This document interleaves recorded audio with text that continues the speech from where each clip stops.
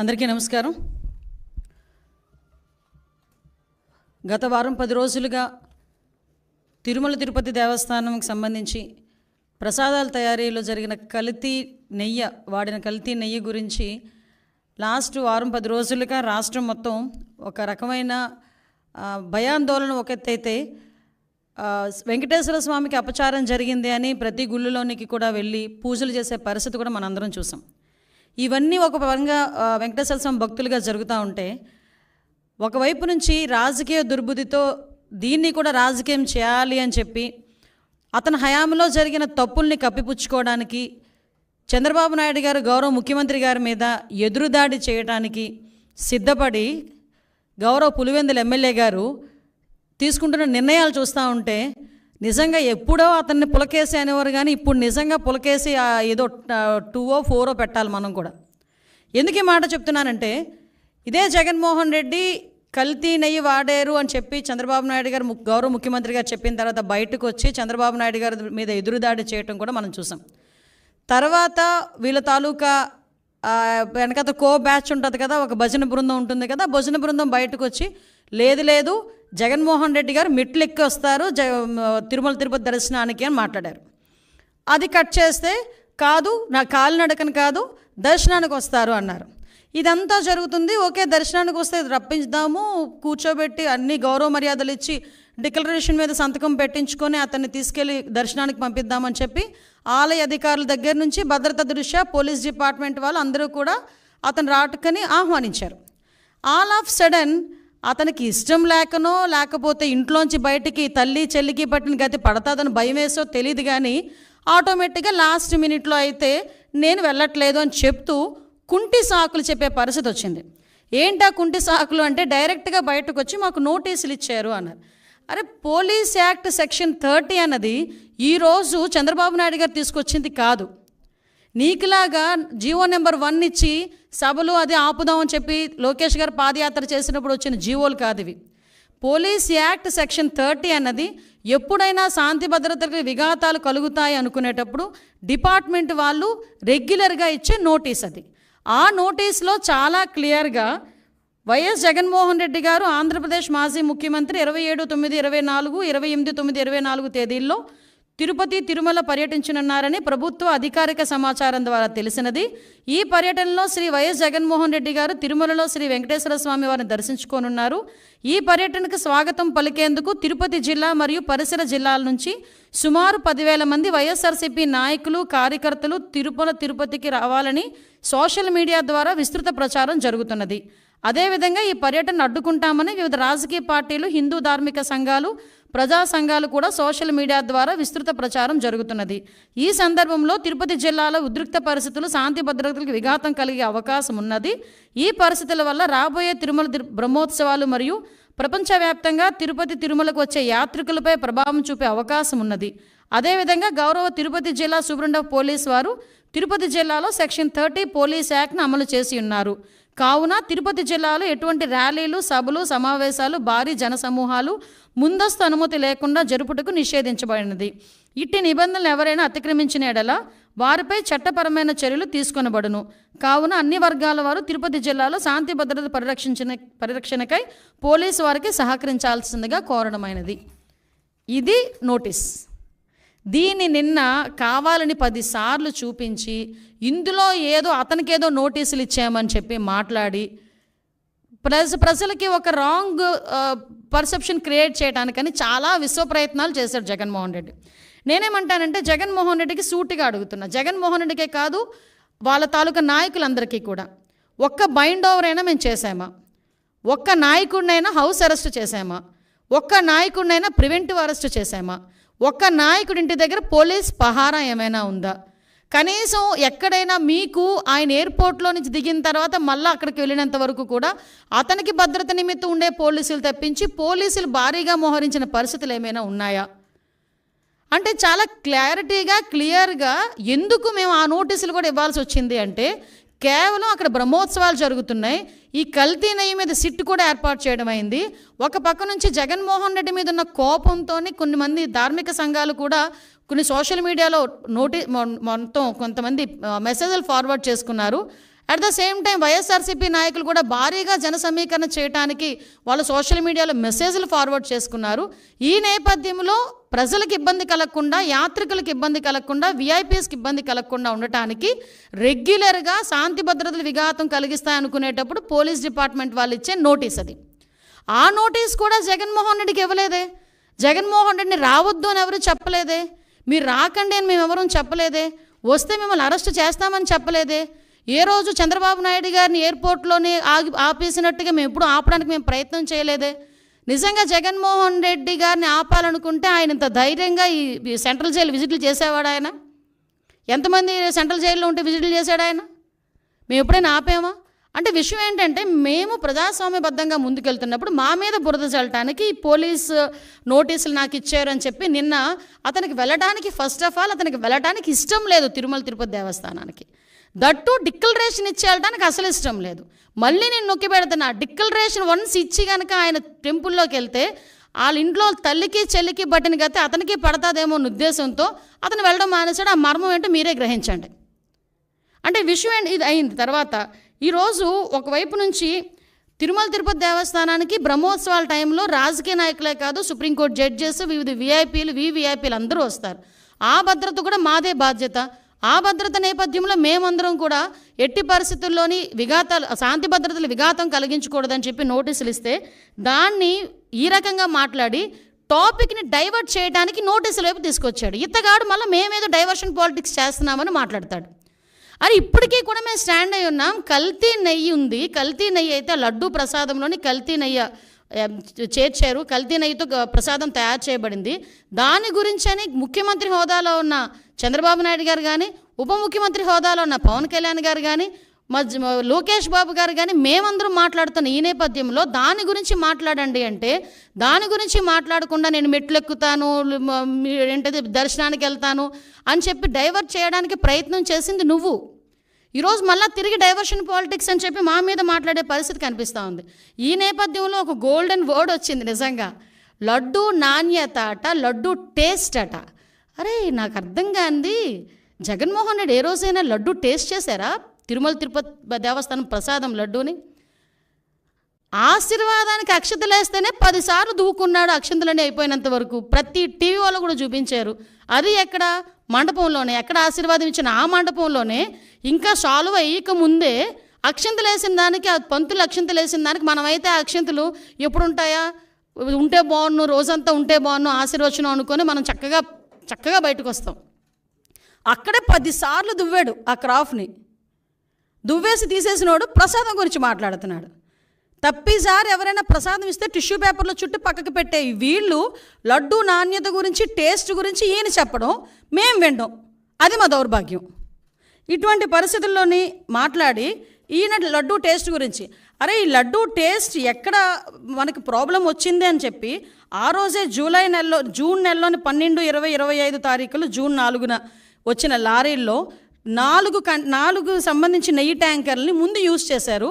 ఆ ముందు యూజ్ చేసిన నెయ్యి ట్యాంకర్లలోని ఆ నెయ్యి ప్రాబ్లంగా ఉందని ప్రతి భక్తుల దగ్గర నుంచి ఫిర్యాదులు అందిన తర్వాత మిగతా 4 ట్యాంకర్లకి మేము టెస్టులు చేపిస్తే ఆ టెస్టులు ఎన్డీడీబీ రిపోర్టుల ప్రకారం అందులోని కల్తీ జరిగింది, జంతువుల కొవ్వు కలిసింది అని చాలా క్లియర్గా దానిలో మెన్షన్ చేస్తే దాని గురించి అని చెప్పి మాట్లాడరా అంటే దాని గురించి మాట్లాడకుండా ఎన్డీడీబీ రిపోర్ట్లో డిస్క్లైమర్ గురించి మాట్లాడతారు. అక్కడే అతగాడి తెలివితేటలు బుర్రలోంచి మోకాల్లోకి వచ్చేసాయని సంగతి అర్థమవుతుంది.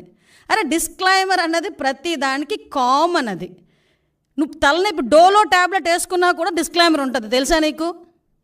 ఒక ఏంటది, మనం ఎల్ఐసికి సంబంధించి ఏదైనా మనం ప్రీమియం ఏదైనా పెట్టుకున్నాం అనుకోండి, దాంట్లో కూడా కింద డిస్క్లైమర్ ఉంటుంది. నువ్వు ఎక్కడికి వెళ్ళి ఏ వస్తువు కొన్నా కూడా డిస్క్లైమర్ ఉంటుంది. ఆ డిస్క్లైమర్లో నాడేదో రాశాడని చెప్పేసి దాని గురించి మాట్లాడుతున్నాం. వీళ్ళు జరిగిన తప్పుని కప్పిపుచ్చుకునే ప్రయత్నం చేస్తున్నారు తప్పించి జరిగిపోయిన తప్పుని జరిగిందని ఒప్పుకోవడం కానీ, దానికి క్షమాపణలు కోరటం కానీ జరగట్లే, అది కనిపించట్లే. ఆవిడ అనకూడదు కానీ స్పీకర్ పొజిషన్లో ఏం మాట్లాడతాడండి? ఆవట పామాయిలు ఈ సంబంధించిన ఆయిల్ ఫుడ్ ఎక్కువ తినేసిందంట, అందుకని ఆ వచ్చిన పాల్లోనే అందులోకి వచ్చిన నెయ్యిలోని కూడా కొవ్వు కలిసిందట. ద గ్రేట్ జనరల్ సెక్రటరీ, అతను పెద్ద లాయరు, అతగాడు మాట్లాడతాడు పంది కొవ్వు రేట్ల గురించి మాట్లాడతాడు. అంటే వీళ్ళ తాలూకా స్థాయి, వీళ్ళ తాలూకా ఆలోచన పరిజ్ఞానం ఎలా ఉందో ఆలోచించండి. అంత కాస్ట్లీ పందికొవ్వట ఈ నెయ్యిలో కలిపేస్తారా అని అడిగాడు. అంటే అతగాడి తాలూకా తెలివితేటలు ఇలాంటి వాడిని పెట్టుకుని చేశారు. దీవన్నిటికీ కూడా సిట్ ఏర్పాటు చేస్తే సిట్ కూడా సొంత మనుషులతో చేయించారు సిట్ అన్నాడు. లేకపోతే సాక్షి ఉద్యోగస్తులతో ఏమంటారా? సాక్షి ఉద్యోగస్తులతో వేసేది సిట్ కాదయా, ప్రభుత్వ ఉద్యోగస్తులతో వేసేది సిట్టు. ఈ అధికారులందరూ కూడా నీవు పనిచేసినప్పుడు, నువ్వు ముఖ్యమంత్రి ఉన్నప్పుడు కూడా పనిచేసిన వాళ్ళే. ప్రభుత్వ ఉద్యోగులు, పోలీస్ డిపార్ట్మెంట్ వాళ్ళు ఒక ఐజీ ర్యాంకర్ని సిట్ ఏర్పాటు చేసి ఆ సిట్కి మీరు సిట్కి మొత్తం అంతా రెడీ చేసి దర్యాప్తు చేయండి అని చెప్తే ఆ సిట్ మీద కూడా మీరు కామెంట్ చేస్తున్నారంటే మీరు తప్పుని కప్పిపుచ్చుకోవడానికి ఎంత ప్రయత్నం చేస్తున్నారు? మరి విజిలెన్స్ ఎంక్వైరీ వద్దు అని చెప్పి ఎందుకు కోర్టులకు వెళ్ళే పరిస్థితి వచ్చింది? అసలు యాక్చువల్గా ఈ తిరుమల తిరుపతి దేవస్థానం తాలూకా లడ్డూ గురించి కూడా మాట్లాడకూడదు అని వీళ్ళు ఎక్కడో కూడా ఒక ఇది కూడా పెట్టారు, కేసు కూడా వేశారు. సుప్రీంకోర్టులో గ్యాగ్ ఆర్డర్ కోసం పిటిషన్ వేశారు వీళ్ళు. అసలు ఎక్కడ కూడా లడ్డు వ్యవహారం గురించి మాట్లాడకుండా ఉండాలి అని చెప్పి. అంటే వీళ్ళు చేసిన పొరపాటు తెలిసిపోతుంది అని చెప్పి ఎంత దారుణంగా మాట్లాడుతున్నారో మనకు అర్థమవుతుంది. అరే మీకు డిక్లరేషన్ ఇస్తాము, డిక్లరేషన్ తీసుకొని మీరు వెళ్ళాలి, అందులో తప్పే ఉంది. ఎందుకు ఈరోజు మీరు తెలుసు, ప్రతి ఒక్క ప్రపంచం మొత్తానికి మీ ఫ్యామిలీ క్రిస్టియన్ ఫ్యామిలీ అనే సంగతి తెలుసు. నిజంగా మీకు వెంకటేశ్వర స్వామి మీద భక్తితోనే మీరు టెంపుల్కి వచ్చారు, భక్తితో నేను వచ్చాను అని చెప్పి ఒక సిగ్నేచర్ చేసి లోపలికి వెళ్ళడానికి మీకు వచ్చే ప్రాబ్లం ఏంటి? ఆ డిక్లరేషన్ మీద మీరు అంత రాద్ధాంతం చేయాల్సిన అవసరం ఏమొచ్చింది? ఆ డిక్లరేషన్ మీద సంతకం పెట్టడానికి ఇష్టం లేక గొడవలు సృష్టిస్తారట, టమోటాలు ఇసురుతారట, గుడ్లు ఇసురుతారట, అలాగట ఇలాగట అని ఆ ఎక్స్ చైర్మన్ కరుణాకర్ రెడ్డి వీళ్ళందరూ కూడా టీవీలో దగ్గరికి వచ్చి మాట్లాడటం. అంటే వాళ్ళే ఒకవేళ నిజంగా వచ్చినా వాళ్ళే అవి కూడా చేయించుకొని మన గులకరాయి టైపు, కోడికెత్తి టైపు చేయించుకొని తిరిగి జనాల మీదకి వెళ్ళే పరిస్థితి కూడా ఉంటుంది. ఇవన్నీ అరే నువ్వు వెళ్ళవయ్యా, నువ్వు హైందవ సంప్రదాయాన్ని పరిరక్షించెళ్ళు. ఎందుకు ఈ మాట చెప్తున్నావంటే మీరు ఒకసారి అర్థం చేసుకుంటానండి. క్రిస్టియన్స్ కానీ, హిందూస్ కానీ, ముస్లిమ్స్ కానీ ఒక్కొక్కరికి ఒక్కొక్క పద్ధతి ఉంటుంది. ఇప్పుడు కడప దర్గాకి వెళ్తాం, హిందువులు ఎంతమంది అరట్లేదు కడప దర్గాకి? కడప దర్గాకి వెళ్ళినప్పుడు ఆ గుడ్డ కట్టుకొని చక్కగా టోపీ పెట్టుకొని వెళ్ళరా? అజ్మీర్ వెళ్తారు, ఎంతమంది అజ్మీర్ వెళ్ళరు? అక్కడికి వెళ్ళి వాళ్ళ సంప్రదాయం ప్రకారం వెళ్తాం కదా. తమిళనాడులోని ఇటువైపు కొన్ని టెంపుల్స్ ఉన్నాయి, షర్టు తీసి వెళ్ళాలి, మగవాళ్ళు షర్టు తీసి వెళ్ళాలి, అక్కడికి అలాగే లోపలికి పంపిస్తారు. కొన్ని చోట్ల పంచికట్టు కట్టుకుని వెళ్తారు, అలాగే వాళ్ళ దగ్గరికి వెళ్ళాలి. నేను నమ్ముతాను కానీ నేను అలా వెళ్ళనంటూ ఊరుకుంటారా? అక్కడ సేమ్ ఇక్కడ అంతే. చర్చికి వెళ్తాము, మోకరిల్లించి ప్రార్థన చేయాలనుకుంటే మోకరిల్లించి ప్రార్థన చేస్తాము అక్కడికి వెళ్ళిన తర్వాత నువ్వు గౌరవం ఉంటే. అలాగే ఇక్కడ కూడా గౌరవించి ఒక డిక్లరేషన్ మీద సంతకం పెట్టి వెళ్ళవయ్యా అన్నాం. దానికి పెద్ద రాద్ధాంతం చేసి దానికి దళితుల్ని కండక్ట్ చేశాడు. అంటే అతను చేసిన పొరపాటుని కులమతాల మధ్య విద్వేషాలు రెచ్చగొట్టడానికి ఏ రకంగా మాట్లాడుతున్నాడు. నాకే ఈ పరిస్థితి ఉంటే దళితులకి ఏ పరిస్థితి ఉంటే? అసలు దళితులు అన్న పదం నోట్లోంచి రావడానికి నీకు అర్హత లేదయ్యా. ఎందుకు చెప్తున్నానంటే ఇదే తిరుమల తిరుపతి దేవస్థానం బోర్డు మెంబర్ల గురించి మాట్లాడుతూ నువ్వు ఒక మాట మాట్లాడు. చాలామంది రికమెండేషన్స్తో వస్తారు, సీఎం గారు రికమెండేషన్లతో వస్తారు, చాలా ప్రాశస్తమైన కమిటీ అది, ఆ బోర్డు అది అని చెప్పావు. మరి ఆ బోర్డుని ఒక రకంగా చెప్పాలంటే భ్రష్టు పట్టించడానికి 50 మంది సలహా మండలిని ఎందుకు పెట్టావు? నీకు విషయం చెప్పనా, అఫ్కోర్స్ అది కోర్టు కొట్టేసింది కాబట్టి పోయారు. కానీ నువ్వు ఇచ్చిన బోర్డులో కూడా 6గురికి నేర చరిత్ర ఉందని సాక్షాత్తు హైకోర్టు బయట చెప్పింది. నీకు ఇంకో విషయం తెలుసా? నువ్వు ఇచ్చిన బోర్డులో ఒక్కడు కూడా దళితుడు లేడు. నువ్వు ఈరోజు దళితుల గురించి మాట్లాడుతున్నావు. నీకు ఆ రోజే నీ చేతులతోనే టీటీడీ బోర్డు మెంబర్లకి దళితులకి ఇవ్వాలని ఆలోచన కూడా నీకు రాలే. మళ్ళా పైగా ఈరోజు దళితుల గురించి మాట్లాడుతున్నావు. మా హయాంలో మా బాలవీరాంజనేయ స్వామి గారు, మా మంత్రి గారు ఆ రోజు బోర్డు మెంబరు. ఇంకో విషయం కూడా ఇక్కడ ప్రస్తావించాలి కాబట్టి ప్రస్తావిస్తున్నా. 2014-19 హయాంలో నేను ఎమ్మెల్యేగా ఉండేటప్పుడు గౌరవ ముఖ్యమంత్రి గారు చంద్రబాబు నాయుడు గారు నన్ను టీటీడీ బోర్డు మెంబర్ని చేస్తే ఆ రోజు నా మీద కావాలని నేను మాట్లాడిన మాటలను కట్ అండ్ పేస్ట్ చేసి ఆరోపణ చేశారు. ఎలాంటి ఆరోపణలు చేస్తే ఆ ఆరోపణలు కూడా నేను ఒకటే, అతని ప్రాశస్తం తగ్గకూడదని ఆ రోజు మేమే బయటకు వచ్చి, అంటే దళితురాలనైనా నన్ను వెళ్ళనివ్వకుండా కూడా ఆ రోజు నీ పేటీఎం బ్యాచ్ అంతలాగా సోషల్ మీడియాలో రెచ్చిపోయి నా మీద రేణిపోని అబాండాలన్నీ వేశారు. మీరు అబాండాలు వేసినంత మాత్రాన్ని నేనే వెంకటేశ్వర స్వామికి దూరం అయిపోలేదు కదా. ఆ రోజు దళితురాలను నన్ను కూడా వెళ్ళనివ్వలేదు, దళితులకి ఎవరికి పోటీ పెట్టనివ్వలేదు, కనీసం వాళ్ళకి ఇవ్వలేదు, దళితులకి ఎవరికి నువ్వు బోర్డు మెంబర్ ఇవ్వలేదు. ఈరోజు నువ్వు మాట్లాడుతున్నావు. నేను ధైర్యంగా చెప్తున్నాను, ఎస్ నేను హిందువుని. నువ్వు చెప్పగలవా? బయటకు వచ్చి చెప్పు, డిక్లరేషన్ మీద సంతకం పెట్టవయ్యా అంటే పారిపోయి ఇంట్లో కూర్చున్నావు. ఈరోజు నువ్వు మాట్లాడుతున్నావు దీని గురించి. ఇలాంటి విషయాలన్నీ కూడా ఒక్కసారి మనం కూడా, నేను ఒకటే చెప్తున్నా, ఈరోజు దళితుల గురించి అంటే దళితులు అంటే ఏంటంత చిన్న చూపు? ఏం దళితులు ఎవరు గుళ్ళకి వెళ్ళట్లేదా? ఈరోజు నీకు విషయం తెలుసా? తిరుమల తిరుపతి దేవస్థానం మీద డిప్యూటీ ఈవో పొజిషన్లో ఉన్న వాళ్ళు చాలామంది వెళ్తున్నారు. ఒకసారి చెక్ చేసుకో. నీ హయాంలో ఉండొచ్చు, నువ్వు ఉండలేకపోవచ్చేమో, మా హయాంలో ఉంటారు.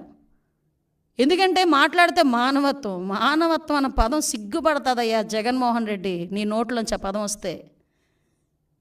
నువ్వు మానవత్వం గురించి మాట్లాడేటప్పుడు వెనకతలు పిక్చర్ వేసుకో. మీ బాబాయ్ హత్య, గొడ్డలిపోటు గురించి ఒక పిక్చర్ వేసుకో, అప్పుడు మానవత్వం గురించి మాట్లాడదు. కానీ వెనకతను ఇంకో పిక్చర్ వేసుకో.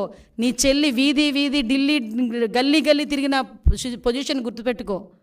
మానవత్వం గురించి నువ్వు మాట్లాడేటప్పుడు షర్మిల ఈరోజు రోడ్డుకి ఎందుకు మీకు వ్యతిరేకంగా మాట్లాడుతుందో ఒక్కసారి ఆలోచించు.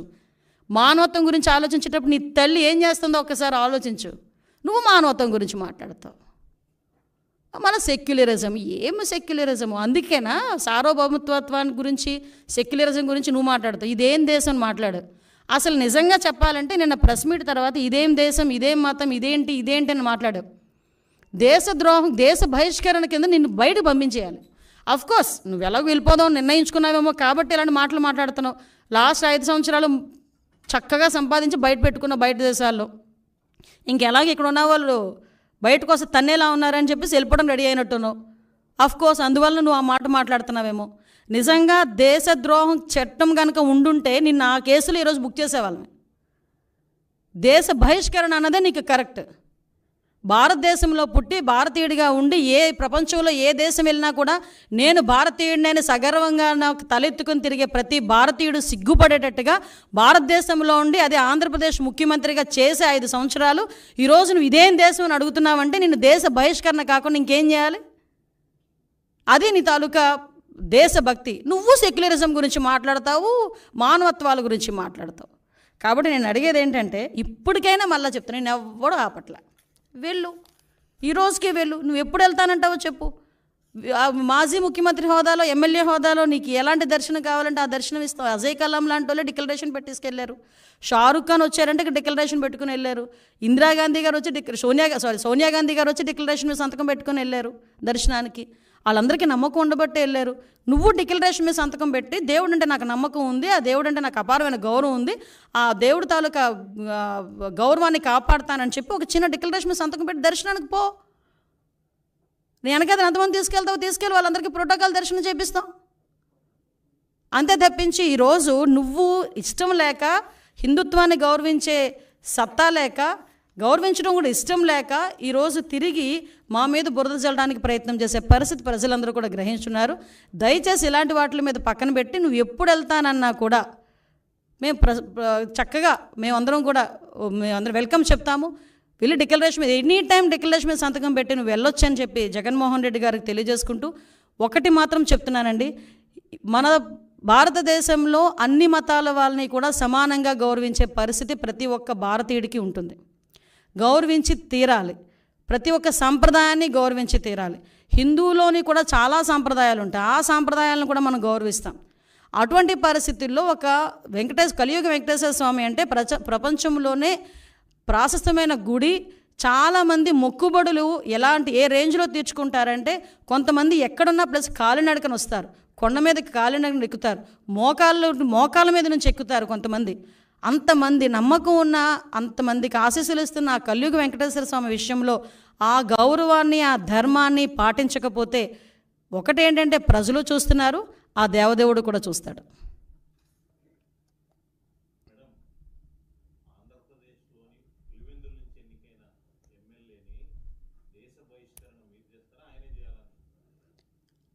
విషయం ఏంటంటే ఆయనకి ఎప్పుడు సెల్ఫ్ గోల్ వేసుకోవడం అలవాటు. ఇలా మాట్లాడి ఆయనే తెచ్చుకున్నాడు దేశ బహిష్కరణ చేయాలి. నేను డిమాండ్ చేస్తున్న దేశ బహిష్కరణ చేయాలి ఇలాంటి వాళ్ళని. ఎందుకంటే ఏ దేశం ఇదేం దేశం అని మాట్లాడతాడండి. అసలు ఏదైనా ఒక దేశభక్తి గీతం వస్తేనే లేచి నుంచుంటాం అందరూ. మన దేశం గురించి మనం చాలా ప్రౌడ్గా ఫీల్ అవుతాం. అటువంటిది ఇదేం దేశం అని మాట్లాడుతున్నాడంటే దేశ బహిష్కరణ. ఈరోజు ప్రజలందరూ కూడా దేశ బహిష్కరణ చేయాలి కంపల్సరీగా అలాంటి వాడిని.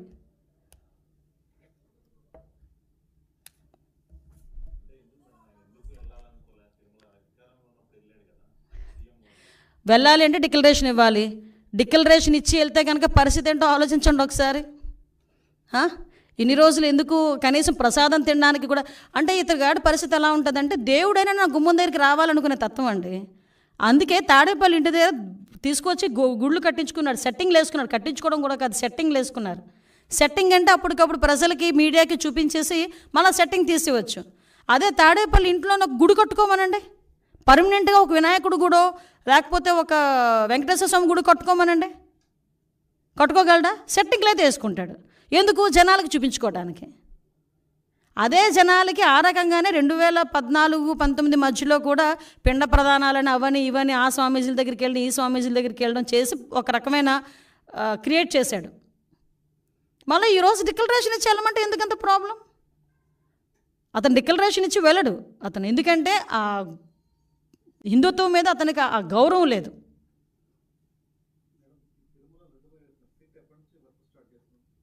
సిట్ రెడీ అయిపోయిందండి, ఆల్రెడీ దర్యాప్తు కూడా స్టార్ట్ అయిందండి.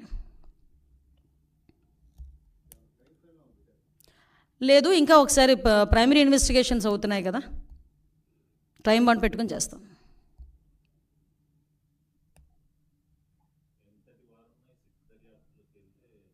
ఎలాంటి వారైనా ఏ పొజిషన్లో ఉన్నా ఈ సిట్టు దర్యాప్తులో కనుక తప్పు చేసాడు అన్న సంగతి తేలితే శిక్ష తప్పదు. ఎందుకంటే ఇది సెంటిమెంట్తో కూడుకున్న వ్యవహారం, ప్రజల మనోభావాలు, హిందువుల మనోభావాలతో కూడుకున్న వ్యవహారం ఇది. ప్రపంచవ్యాప్తంగా చాలామంది సెలబ్రిటీలు ఏమి జరుగుతుందని ఒక ఉత్కంఠతో చూశారు లాస్ట్ టైం. ఇప్పటికీ కూడా వాళ్ళు అదే భయాందోళనలో వాళ్ళు పెట్టే ట్వీట్లు కానీ ఇవన్నీ కూడా మీరు అబ్జర్వ్ చేయొచ్చు.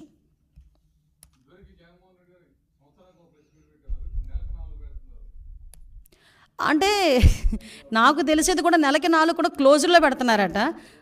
అందులో ఆ 4 5 ఏళ్ళకి ఒకటి పెట్టారా? అన్ని బటన్ ఒకటే కదా 5 ఏళ్ళలో కూడా. సో ఇప్పుడు ఏంటంటే అధికారం లేదు కదా, అందువల్ల పెడతాడు. కర్మ ఏంటంటే నెలకి 4 పెట్టినా 40 తప్పులు ఉంటాయి అందులోని, అది వేరే విషయం. నేను ఒకటే చెప్తున్నా, అది కూడా బహిరంగంగా బయటకు వచ్చి మారడమనండి. చర్చిలకి రమ్మంటే రారు, ఇన్సైడ్లో కొంతమందిని అలౌ చేసి మాత్రం ప్రెస్ మీట్లు అంటారు. మళ్ళా పులి ఎలివేషన్స్ మాత్రం మామూలుగా ఉండవు.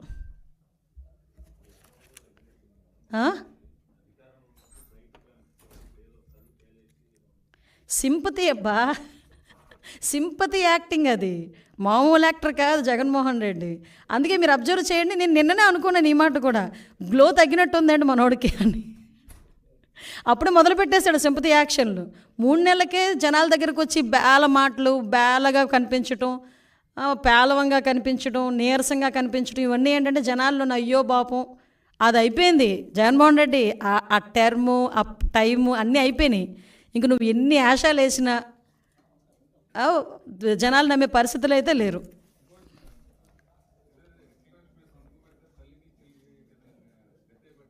అవును, ఏమండి మీరు నా చేత చెప్పిస్తారు కానండి, ఒక్కసారి సోషల్ మీడియా ఓపెన్ చేయండి, నా చేత చెప్పించాలని చూస్తున్నారు మీరు. మా భారత కూరుకుంటుందా ఏంటి?